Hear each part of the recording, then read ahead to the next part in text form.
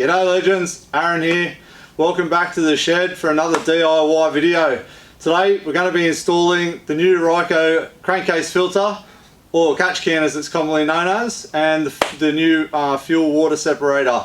And they got a specially designed mounting kit specifically for the Ford Ranger, Mazda BT50 and the Ford Everest. Let's get into it. Let's have a look.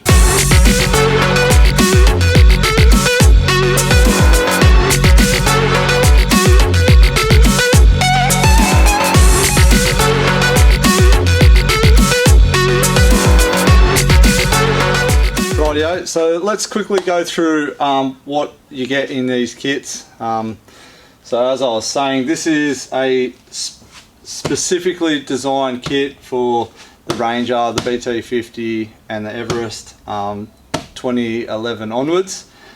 So yeah, let's have a look at what you get in these kits.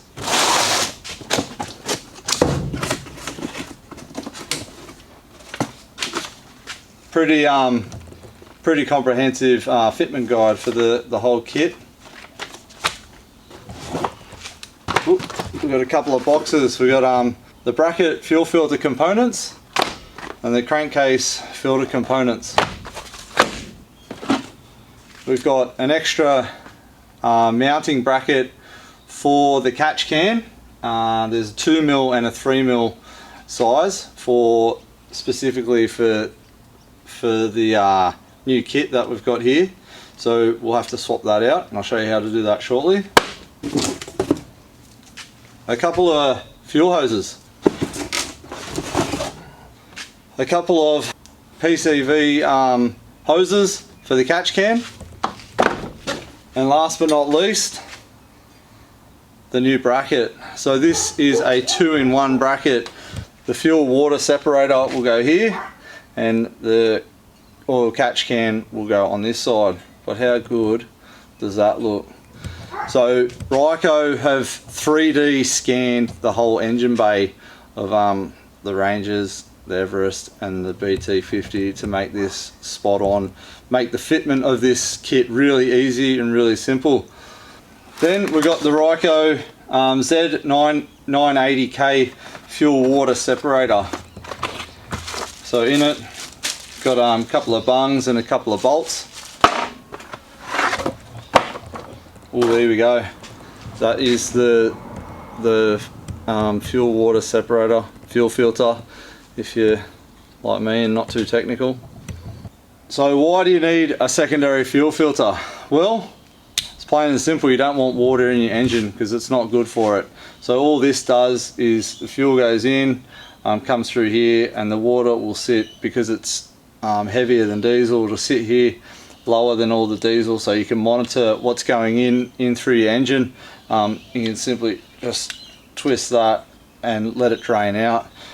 Having one of these is probably one of the first mods that anybody should do with a modern diesel. You know, it's a small price to pay for a bit of peace of mind. You know, you could be out anywhere remote, in the high country, the outback, up the Cape, WA, the Kimberley, you know, you could be anywhere. It's going to be bloody expensive to get home if your engine's gone kaboom, you know. So this is just that little bit of extra peace of mind if you're filling up in remote places and in the city. It doesn't matter, there could be bad fuel around anywhere. Yeah, this is just a little bit of extra insurance that quite cheap, very easy mod to do yourself as well, so you can save a few bucks, and in the long run you might save thousands. So next up, we've got the crankcase filter, or oil catch can as it's commonly known. Let's have a look. There you go. How good does that look? This is the catch can goes into your PCV valve, or the EGR. So what it does is the exhaust gas goes through this and catches any fine oil mist that can go back into your intake and clog it up, you know, causing long-term damage. It'll clog your engine up, loss of power. So all this does is catches that fine mist, and then yeah, just has a hose on the end of this, and you can drain it every month. Just another added bit of protection. It'll also help with longevity of your engine. These two filters are probably one of the most important things that you could put on your Ranger, BT50 or Everest. I'd highly recommend it. So let's get into it. And then for fitting today, you're really not going to need a whole lot. I've just got my socket set that's got a whole bunch of other stuff, a few spanners, bits and pieces in there. That's all you're going to need. And then I would highly recommend getting yourself a set of hose clamp pliers. I've had these now for a little bit and they are so handy, way better than using standard pliers. And then a little bucket. I don't know, I just chopped up a milk container because I couldn't find a small bucket floating around in the shed. This is just going to catch the diesel when we prime the fuel lines. Full disclaimer, I'm definitely not a mechanic. I just like to do these mods myself, so I get to learn my engine, know what's going on. If there is any problems, I can try to figure them out myself while I'm, you know, out on the tracks or in remote areas. So if I can do this, you guys can do it. Should be pretty easy as long as you follow the instructions. They look pretty good, so let's get into it. So firstly, we're going to remove the bolt at the back of the fuse box here. 10mm nut.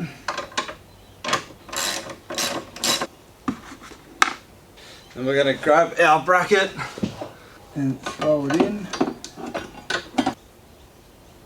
There we go, bracket is in. So it sits on the back of the fuse box here, and there's a hole in the bottom of the wheel arch there that it lines up with. This is the bolt we just took off. One part of the bracket goes over that, and we'll just throw that back on. And then it also sits on the TX, the thermal expansion valve, up here, and we'll grab the other nut that's supplied. Done. Then next up, we'll get the little M6 hex bolt, lock nut, and the two washers. And you have to make sure that this goes bolt from the wheel arch up. And it's probably easier if you got two people, but I don't have two people at the moment, so I'm going to give it a whirl on my own. I got Beck to come and help me. It's too hard on my own. You sort of hold that with pressure. Right, we can just quickly tighten up the rest of the bolts under here. So next up, we're going to put in the supplied brass bungs and quick connectors that's in the box. While we're doing it, we're going to put a bit of thread sealant on as well. So we're going to be using this side, the in and out. So we're just going to cap off the right side. We'll just throw that in there, and then we'll just tighten both of these bungs up with a 15mm open end spanner. And then we'll grab a couple of the quick connectors. We'll apply a bit of thread sealer to that as well. And these go in the left side. Then we just grab our 18mm spanner, tighten up those. That was pretty easy. And then we're just going to set this aside for now and let that thread sealer go off a bit, maybe allow 15-20 minutes. But in the meantime, we'll now prep the fuel lines. So we've got the two fuel lines. I'm just going to use a little screwdriver just to get these bungs out. Just go one end at a time. So we'll grab a couple of hose clamps and throw them on there, one on the other end. And we'll grab a quick connect for each end, slide it in, throw one in the other end, then we'll grab the hose clamps again. Done. So next up, we're going to locate the fuel line we want to tap into, which is going to be the second red one in from the outside of the car. So we're just going to disconnect it, and we are going to lose a little bit of fuel.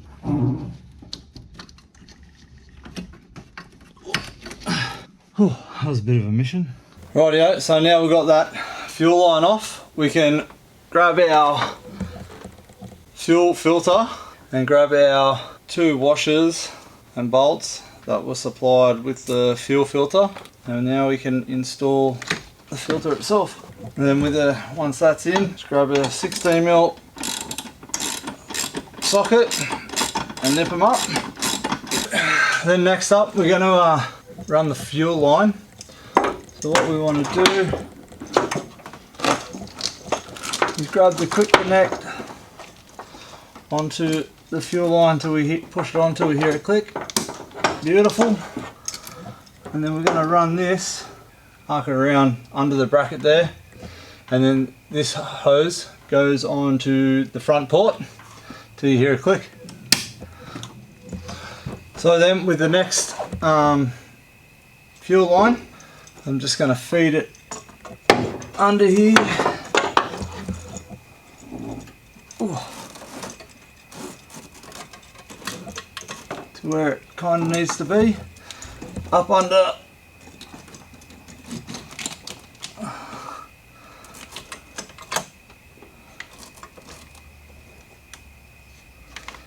And then we'll throw the quick connect on till you hear a click.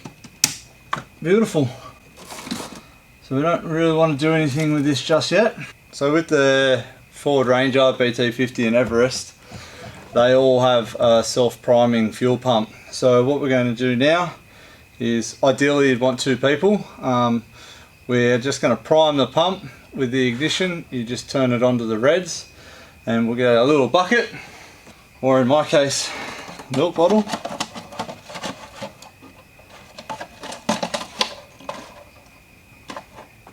Just to catch any fuel, and once that's primed, then we can put it back on and start it up and see if it goes.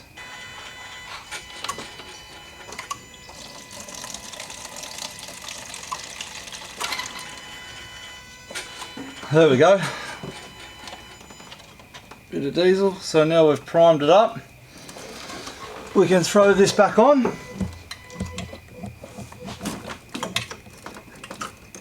Till you hear a click. We'll start up, see what happens.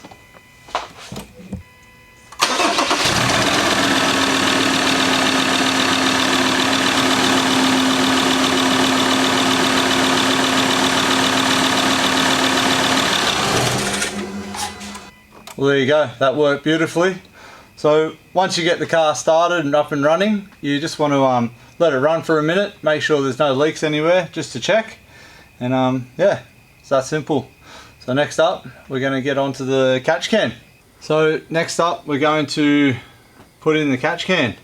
So what we're going to do is grab this PCV valve where it goes into the back, is just unclip that. Just put that to the side for the moment. It's our EGR hose. So we want to grab our crankcase filter box, grab a couple of hose clamps out of here.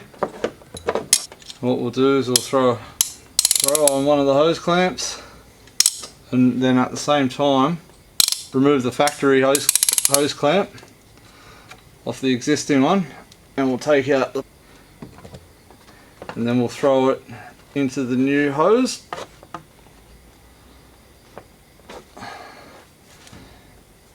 Making sure that the hose faces inwards towards the rest of it, because that'll go around the back of the engine. And then we'll clamp that back on. There we go. Now we'll throw it on. So with this, we want to feed it in and under all these hard pipes over to where we need it to be. Whoa. And then we'll put it on. You'll hear it clip on. Rightio. So remember I said we've got to swap over the brackets.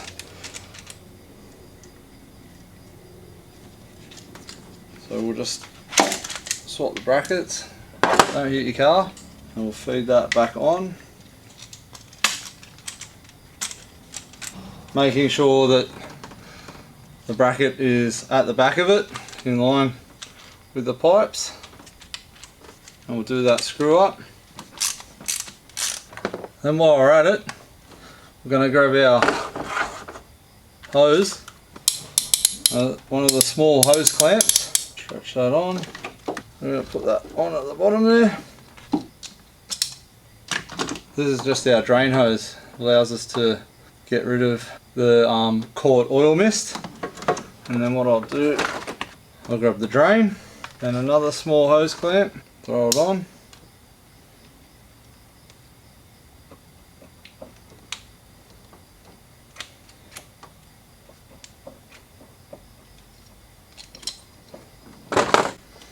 There we go. Real easy access to be able to drain the oil. So after we've got our drain hose on, we can now install the catch can.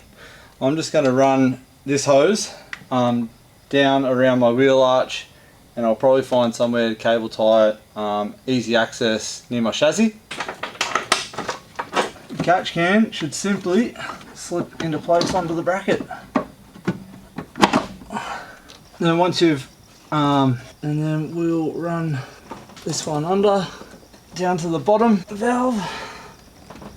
And then what we're going to do now is run the second PCV hose behind where it needs to go, under those hard pipes behind the engine.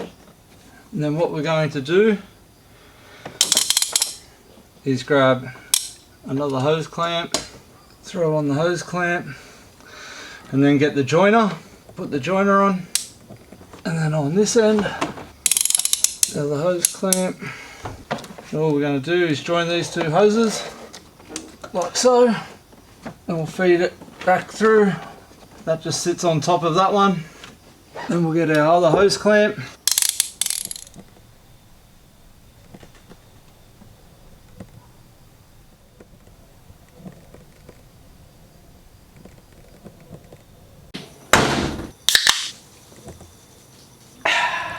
There you go guys, it really is that simple. All you need to do is follow those instructions. They really are quite detailed.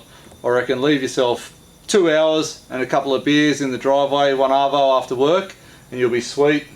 So I really hope this video has helped you guys out, because yeah, as I said, I'm definitely not a mechanic, and if I can do it, you guys can do it. So yeah, what I'll do is I'll leave a link to every product that I've used on my car in the description down below, and don't forget to leave a comment. I'd really like to know how it went for you. How quick did you get it done? You know, maybe you got it done in under an hour, which would be pretty good. But yeah, I'd like to know, have you had any troubles with your car regarding EGR problems, fuel problems? You know, it can happen to anyone at any time. Having these two products on your car could really save you. So yeah, let me know down below. Don't forget to hit that thumbs up and give us a subscribe. And I'll see you guys out on the tracks. Cheers.